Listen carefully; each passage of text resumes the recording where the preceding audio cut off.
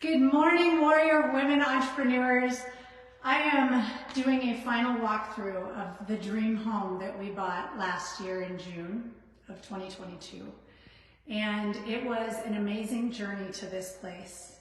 And it was a journey fueled by my career ambition. And that's why I want to talk today a little bit about the integration of our personal and our professional lives.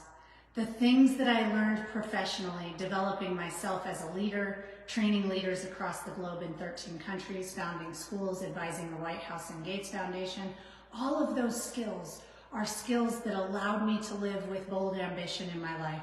Never would I have imagined that as a single mom, I would be able to afford a property this gorgeous, this magnificent, situated on 5 beautiful acres with a barn outside, to put my daughter's horse in the yard.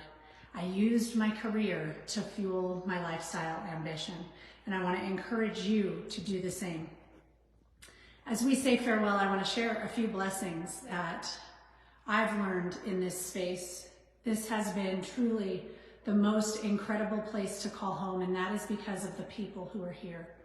They live biblically, and I was little Miss Math Science who couldn't comprehend and make sense of faith. And so it was a little bit of a longer, harder journey for me, but I saw God working in magnificent ways.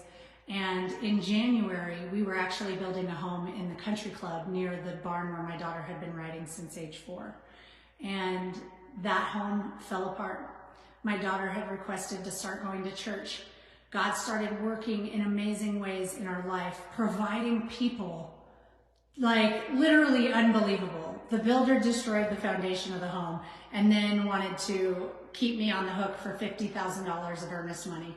What ended up happening is the next week at this church that we were brand new to, God brings a professional engineer into our circle, and I ask him, would you be willing to come and take a look at this foundation? My realtor says a professional engineer is the only way out of this contract. And he said, oh my gosh, I'll beat you there right now. I said, whoa, I live in the city. I'm about 45 minutes away. Can we meet in an hour? And when we met, I asked him, why did you drop everything? He said, the moment I met you, the Holy Spirit washed over me and said, help this woman. And I saw a woman so strong and independent, I had no idea how I could possibly help. But when you asked, I knew, and I moved.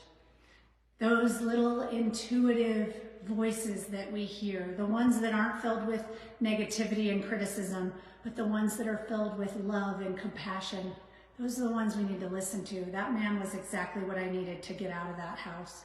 And literally the very next week, I met a different gentleman at winter camp who was the leader of the cabin next door to my 8th grade girls. And he happened to, we had crushes on his boys, so we were stalking them, truthfully. But don't tell them that. We just happened to end up everywhere where they were the entire weekend of camp. And so the following week, after David had come to the property to inspect water mitigation issues and these walls that were displaced 1 3/4 inches and cracked from floor to ceiling, this gentleman, I see him in the church coffee lounge, and he says, I've never seen you before, and now you're everywhere. I said, oh, well, we're new to church. And he explains, we explain that we're moving in. He's excited. I said, it's really been stressful. It's not that exciting. Turns out he used to work for the builder. He worked for a boutique firm that got bought by that builder, and then later quit because of their bad practices in building. And he said, I would love to help you take them down. Together we fought and got my earnest money back. I was devastated because I couldn't see beyond the horizon. Sometimes in our businesses we can't see beyond the horizon, and we need faith. Sometimes in our lives we can't see beyond the horizon, and it has a profound impact. When my life is falling apart and I was going through all this stress, guess how hard it was to run my business? It was incredibly difficult. And that is why I love training women in high performance habits, because the 6 pillars of high performance help you win in every single dimension of your life. We focus on psychology, getting your mindset right, physiology, managing your energy, managing your nutrition and health and well-being, and managing your productivity, getting those priorities calibrated so that you're doing the 20% of activities that achieve 80% of the results. And then you're calling 80% good. B is the new A, so that you can claim life of time and financial freedom to be the one that is with the ones you love. Then we have presence and the world's most influential people doing 3 things for persuasion. That's one of my favorite pillars. And then the last one, purpose. That when we're acting on purpose and we're really fulfilling our heart's mission, there is nothing that's going to stop us. And so I would love to invite you to join me. January 8th, I'm kicking off High Performance Leadership Academy. I want to equip you with the skills that the world's leading highest performers use to not only achieve beyond the norm and outperform the competition. I want you thinking like a CEO, that if you're Netflix and Amazon Video, that you're in that competition with your biggest competitor. You play differently when you're all in, playing full out. I worked for this incredible company called Ping Identity, and we crushed it with our mindset. We crushed it with the ways that we behaved. And it's those operating systems that will bring your business to the next level. And that's why I created High Performance Leadership Academy, to equip you with the skills that the world's highest performers use to achieve success consistently. I used to be a peak performer. I'd scale the peak and plummet to the valley below to recover, then scale the peak again, plummet and recover. And by the time you hit 40, that is exhausting. You start to realize, is this all there is? Yes, it is not. There's a different playbook. And so I want to give you that high performance playbook. The other thing that shocked me in the research on the world's largest body of research on high performers is that they're happier, healthier, and less stressed than their peers. They achieve high performance while maintaining their health and well-being and quality relationships. That was something that wasn't true for me.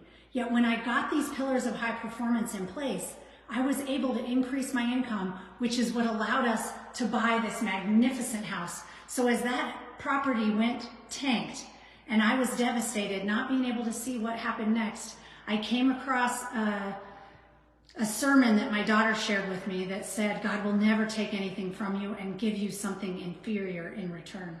And I thought, wow, here I am hanging on to what I lost and had to let go of what I lost for it to be replaced.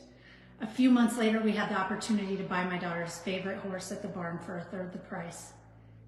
And now I had people saying, why don't you just put the horse in the yard? I'm a city girl who grew up near the beach.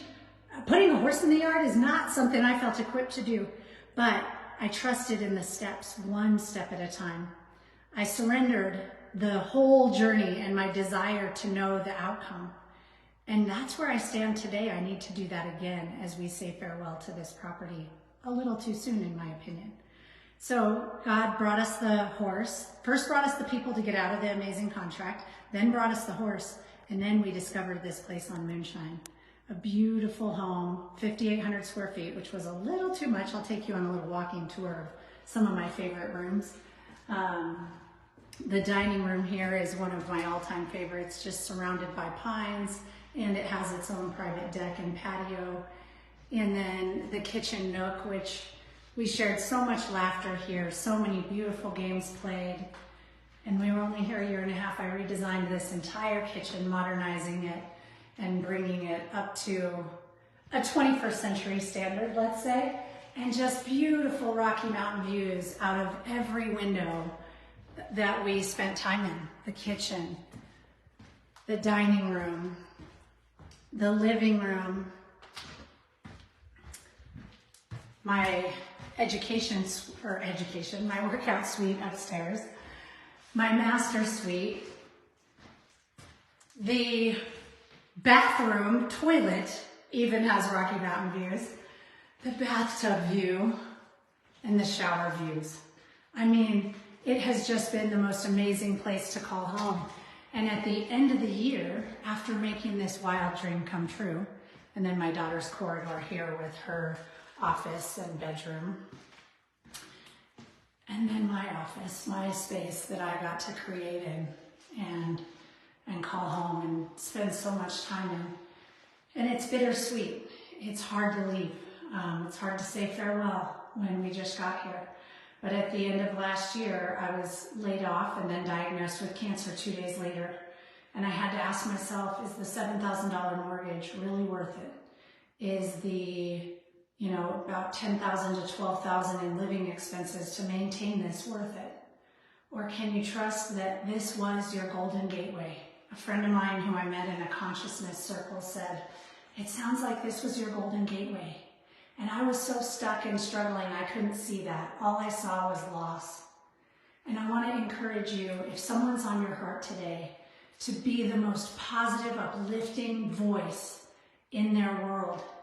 That skill not only makes you an extraordinary human and enriches your life, filling it with meaning and fulfillment, but it also advances and accelerates your business.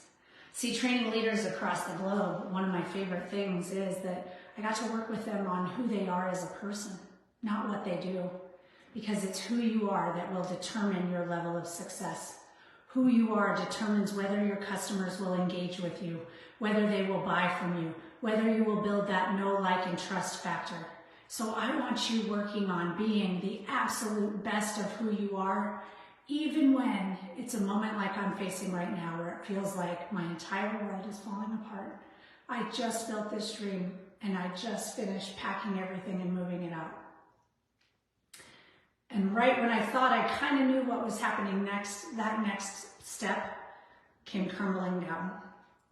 And I don't know where me and my sweet little girl are going to live next. And that is something I've never faced as a single mom.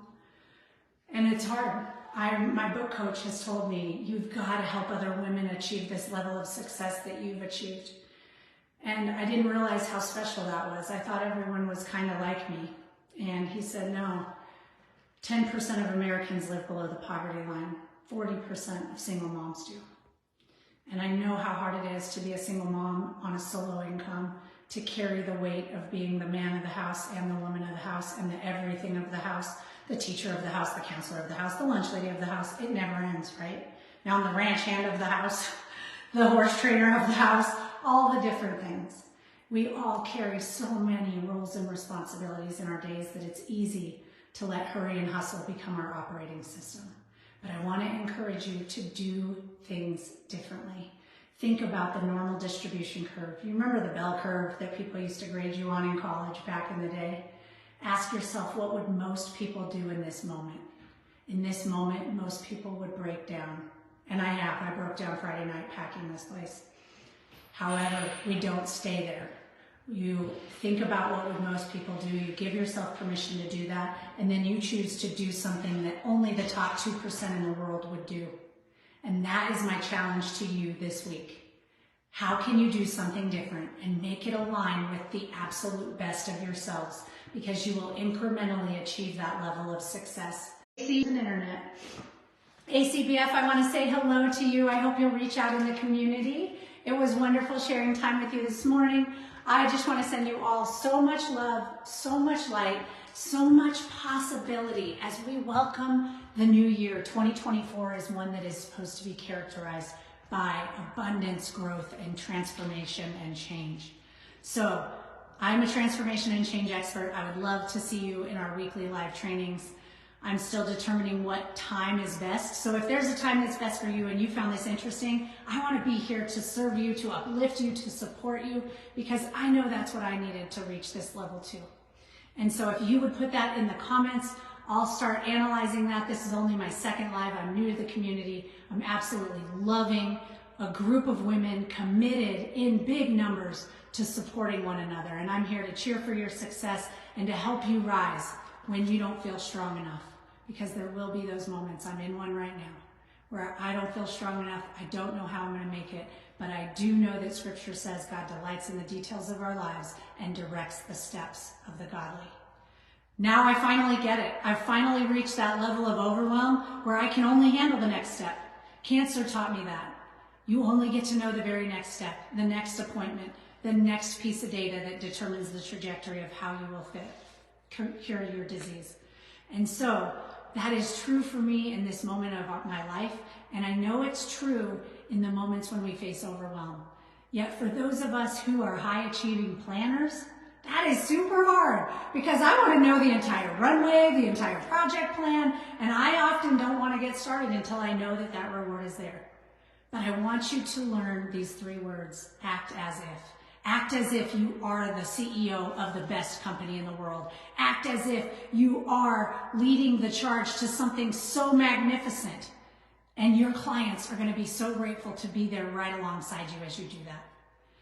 Often you hear the words, fake it till you make it. Your subconscious knows when you're faking it. So let's stop doing that and act as if you are divinely appointed to be doing the work that you're doing right now. I want to hear what work you're doing in the comments below. I want to see you next week, so let me know what time would be good to go live for you on a regular basis as we prepare for the new year. I'm sending you so much love, so much light, and so much encouragement. I love you all, Wonder Women.